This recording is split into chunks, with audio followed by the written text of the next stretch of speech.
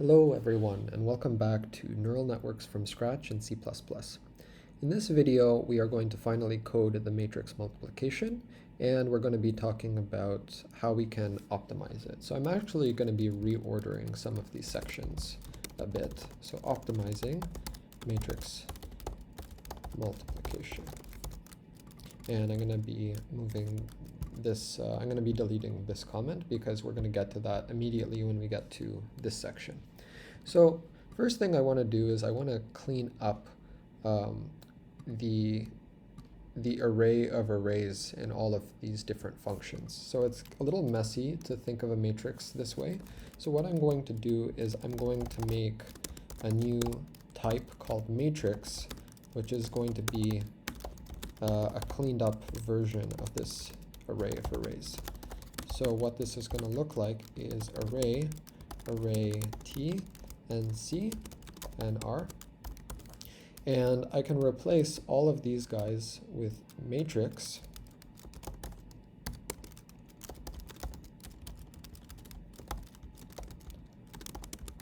And now you can just think of it as rows and columns instead of needing to have the rows be over here and then you have this nested array and then that has the number of columns. So it's just easier to read. So I'm going to be replacing all of the arrays with this new matrix type. And I need to do that in my TPP file as well.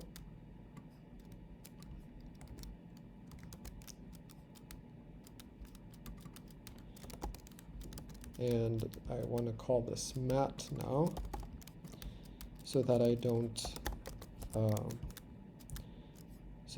have a confusion in the types. So this is also going to be matrix, and that should do it. Let's double check. Okay, that compiled. Okay, so let's get to coding the matrix multiply.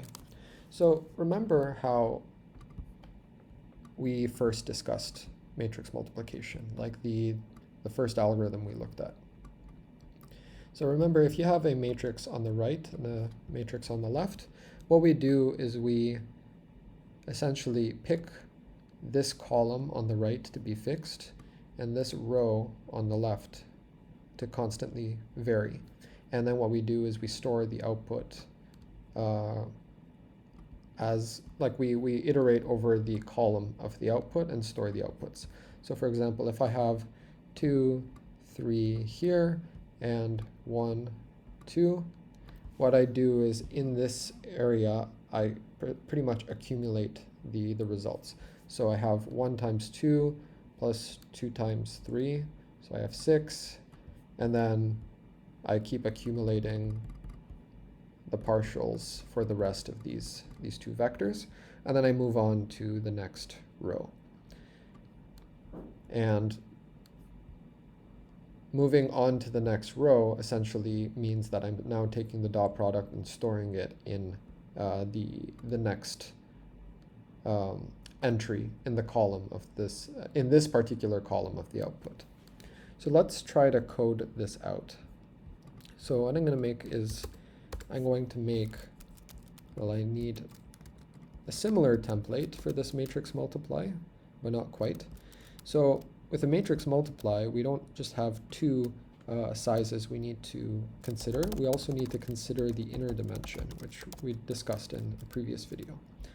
So the output, remember, it's going to have the number of rows as its number of rows, and same for NC as its number of columns. And I'm going to call this naive matrix multiply, or more simply, MAML. Okay, and this is going to take in a matrix with, remember, the number of columns is the inner dimension for this matrix, and I'm just going to call this A, and inner NC. And I'm not going to implement this here. I'm going to be implementing this over here. So we're going to make a matrix to return.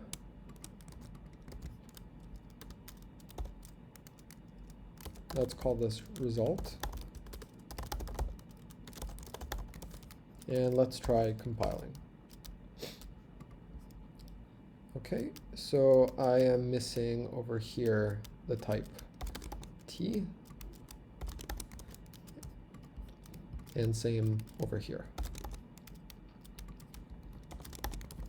Let's try compiling again. Okay, this worked. So let's go over the algorithm. So we keep the column fixed. So that would make this the outer dimension in this matrix multiplication. So because it's the last thing we iterate on, it would be the very first for loop, right? So let's iterate over the columns. Then, remember, so we keep this fixed, and then we iterate over the rows, and we keep moving from one row to the next. So we now iterate over the rows.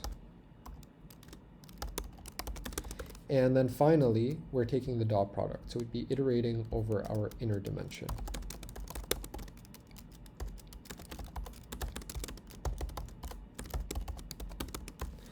And this is an array, so this is random data. So what we need to do is, before we accumulate, we need to zero out the value that we're targeting. And the value that we're targeting is position, it's indexed by R and C, right? So we're going to be starting and we're going to be zeroing this out. And then, so well, let's do that first. So let's zero it out. And then essentially we accumulate onto this 0. So that would be where you would do this plus equals to 2 times 1. So you get 2, and then you add on the 3 times 2. So 6 plus 2, well, that's 8. And then you keep accumulating on this output value. So let's do that. So the result at R at C, we are going to be accumulating. So A, remember we're going through the rows of A, and then we are indexing this particular inner dimension. And then for B, we index the inner dimension, right? So let's say that we index this inner dimension, then this one, and then we accumulate on the output. Then we move to the next element, the next entry, and then we also move to the next entry here, while keeping the column fixed. So it would be B at I at C.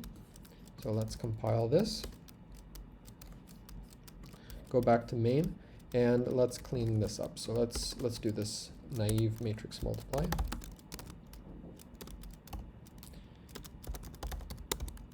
So let's make a 2 by 2 matrix. What am I doing? I want to use the create matrix function.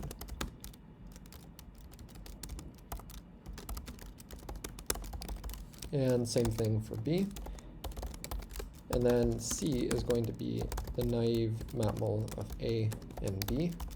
And we're going to be printing out C.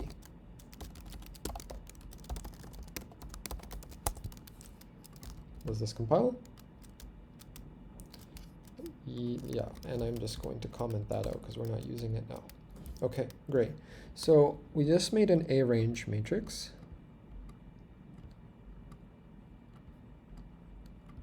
And we made the same A range matrix for B. So we have A and B that are both A ranges.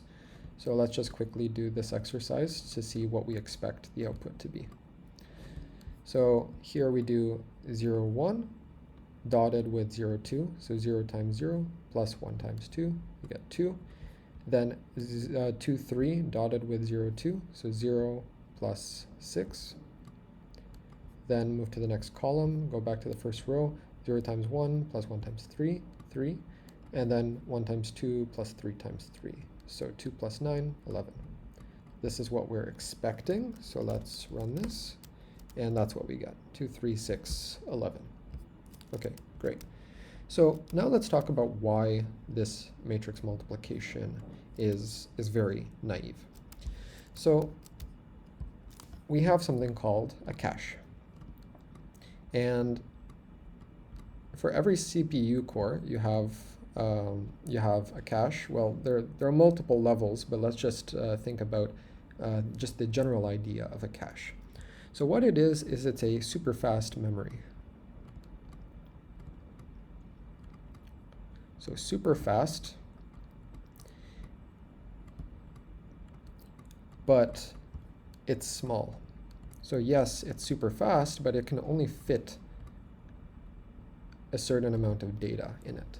And typically how it works is if you do a fetch of data, so let's say that I'm trying to fetch this particular value in this matrix, so at position 0, 0. Well, these caches were designed under two principles, that you want the data that you're fetching, it's essentially, the cache believes that, well, not the cache believes, but it was designed under the premise that you're going to want data that is near the value that you fetched. So you don't only want this, but you're going to want the 1 as well. So that is called spatial locality. So I'm just going to write that down. So spatial locality. So the idea is that if I fetch something, I'm not just fetching that one thing, I'm actually fetching a bunch of data that is following the value that I fetched, okay? Then we also have this idea of temporal locality.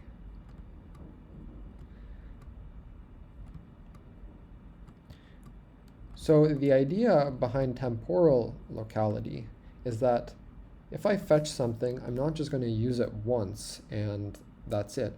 Usually if I fetch something, I'm going to want to use it multiple times, and you'll see that with matrix multiplication, that's very valid. So what is wrong with doing matrix multiplication under this approach? Well, the problem won't be apparent with these tiny 2 by 2 matrices, but if I blow up the size of these matrices, say I have 500 by 500, and I have another 500 by 500 matrix.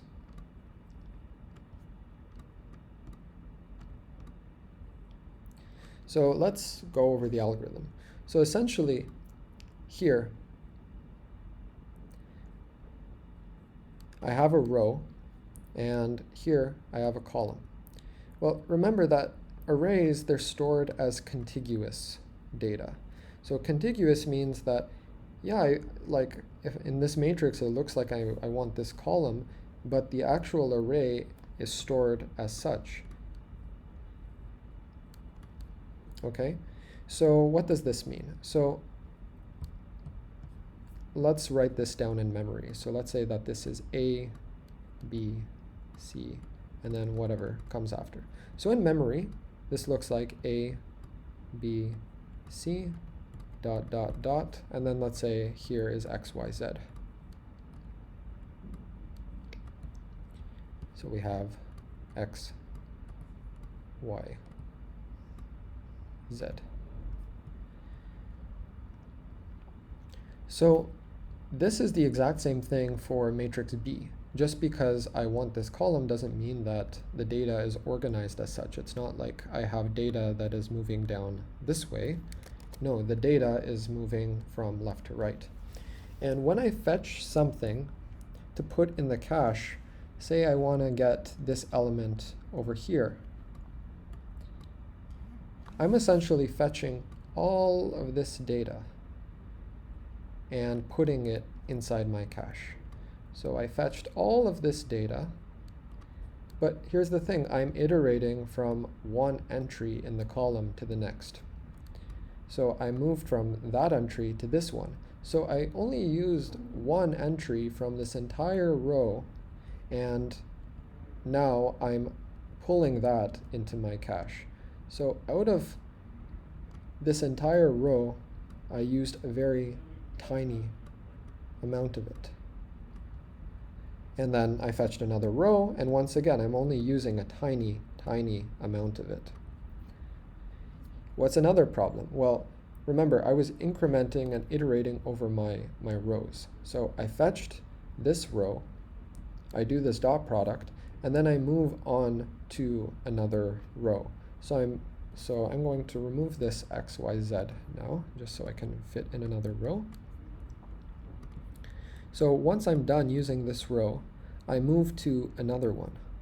So in my cache, essentially, once I'm done the dot product with this vector and this vector, I move to another row. So I'm not even reusing this particular row. And there's another problem. Well, here's our output.